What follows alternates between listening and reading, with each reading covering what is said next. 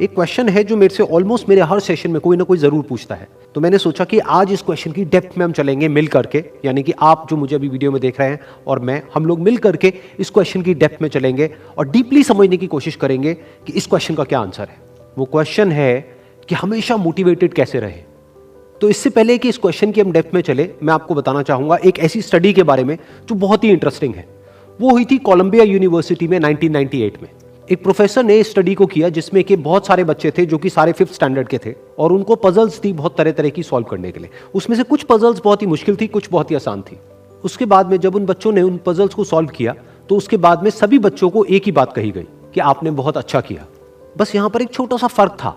आधे बच्चों को उन्होंने कहा कि आपने इतना एक्स्ट्राऑर्डिनरी इसलिए परफॉर्म किया क्योंकि आप बहुत ही ज्यादा इंटेलिजेंट हो, और बाकी के जो आधे बच्चे थे उनको कहा गया कि आपने जो इतना एक्स्ट्राऑर्डिनरी परफॉर्म किया उसकी वजह थी आपका हार्ड वर्क। फिर उसके बाद में दोबारा से इन सब बच्चों को कुछ पजल्स दी गई सॉल्व करने के लिए, जिसमें से कुछ बहुत ही आसान थी और कुछ बहुत ही मुश्किल थी। अब यहां पर कुछ बहुत इंटरेस्टिंग निकल करके आया जो किसी ने एक्सपेक्ट भी नहीं किया था। वो बच्चे जिनको कहा गया था कि आप बहुत इंटेलिजेंट हो, बहुत स्मार्ट हो, उनको जब वो पजल्स मिली तो उन्होंने क्या किया, जो मुश्किल पजल्स थी उसको छोड़ दिया, आसान पजल्स के ऊपर काम करना शुरू किया, और उसमें भी कुछ देर बाद ही वो बच्चे बोर हो गए।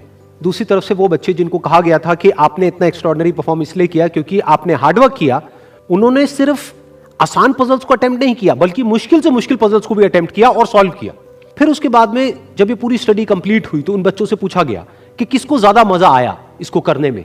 तो वो बच्चे जिनको कहा गया था कि आप बहुत इंटेलिजेंट हो, उनको मजा नहीं आया, यानी कि वो मोटिवेटेड नहीं थे। और वो बच्चे जिनको कहा गया था कि जो भी आपने किया वो अपने हार्डवर्क की वजह से किया, उन्होंने ना सिर्फ अच्छा परफॉर्म किया बल्कि वो एंड तक मोटिवेटेड भी थे और उनको मजा भी आया। अब ये स्टडी जिसके बारे में मैंने अभी आप लोगों को बताया, ये इतनी इंटरेस्टिंग इसलिए है क्योंकि ये जिस तरीके से हम सोचते हैं, हमारे थॉट पैटर्न को चैलेंज करती है। हम क्या सोचते हैं कि अगर हम पेरेंट्स हैं या हम टीचर्स हैं और अपने बच्चों को हम बोलेंगे कि आप बहुत इंटेलिजेंट हो, आप बहुत स्मार्ट हो, तो वो अच्छा परफॉर्म करेंगे। लेकिन इस स्टडी में एग्जैक्ट उसका ऑपोजिट निकल करके आया है। तो इस स्टडी में जो फैक्ट्स रिवील हुए उसको समझने के लिए हमको एक कॉन्सेप्ट को समझना पड़ेगा, जिस कॉन्सेप्ट को कहा जाता है लोकस ऑफ कंट्रोल।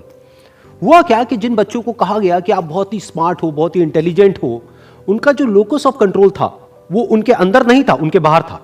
लोकस का मतलब है सेंटर ऑफ कंट्रोल, मतलब कि अगर वो स्मार्ट है, अगर वो इंटेलिजेंट है, तो इसमें उनका खुद का कोई रोल नहीं है, वो उनके कंट्रोल से बाहर है।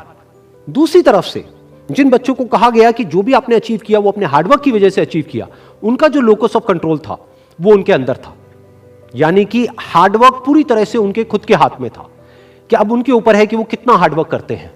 और ये सिर्फ इस स्टडी में निकल करके नहीं आया है, इस तरह की और भी बहुत सारी स्टडीज हुई हैं, बहुत सारी रिसर्चेस हुई हैं जहां पर एग्जैक्ट यही चीज निकल करके आई है कि अगर हम खुद को हमेशा मोटिवेटेड रखना चाहते हैं तो उसका सिर्फ एक तरीका है कि जो कंट्रोल है वो पूरी तरह से हमारे अपने हाथ में होना चाहिए। तो अब समझने की कोशिश करते हैं कि ऐसा क्या होता है कि जो कंट्रोल है वो हमारे हाथ से चला जाता है, और ऐसा क्या होता है जब कंट्रोल हमारे हाथ में आ जाता है।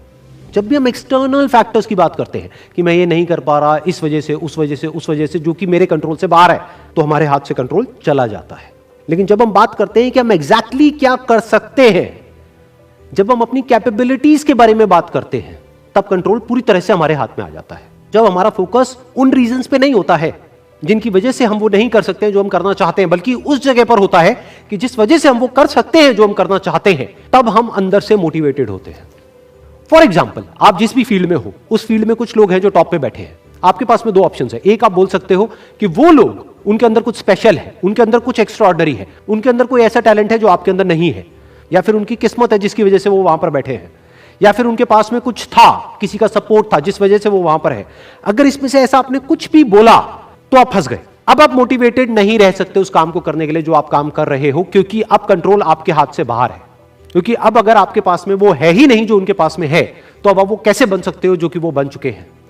लेकिन अगर आप ये बोलते हो कि जिस भी फील्ड में आप हो, उस फील्ड में जो भी टॉप पे बैठे हैं वो वहां पर है अपने हार्डवर्क की वजह से, अपने स्मार्ट वर्क की वजह से, या जो कुछ भी उन्होंने किया, जो कुछ भी उन्होंने सीखा उसकी वजह से, तो अगर वो कर सकते हैं तो मैं भी कर सकता हूं। उन्होंने भी मेरी ही तरह एक ना एक दिन कहीं ना कहीं से शुरुआत करी थी, जहां से कि आज मैं शुरुआत कर रहा हूं। तो मुझ में और उनमें अगर कोई फर्क है तो वो सिर्फ एक है, वो है टाइम का, कि आने वाले 10 साल बाद या 20 साल बाद मैं भी उन्हीं की जगह पर हो सकता हूं या उनसे भी आगे हो सकता हूं जहां पर आज वो है।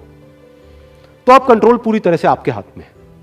तो हमारे पास में हमेशा ये दो ऑप्शंस होते हैं, एक कि हम कंट्रोल को अपने हाथ से छोड़ दें और दूसरा कि कंट्रोल हम पूरी तरीके से अपने हाथ में ले लें। एक कि कंट्रोल हमारा बाहर हो, एक है कंट्रोल हमारा अंदर हो। तो इस बात को हमेशा याद रखना कि आपका कंट्रोल कहीं बाहर नहीं होना चाहिए, आपके अपने ही अंदर होना चाहिए। Wish you all the very best. Thank you so much.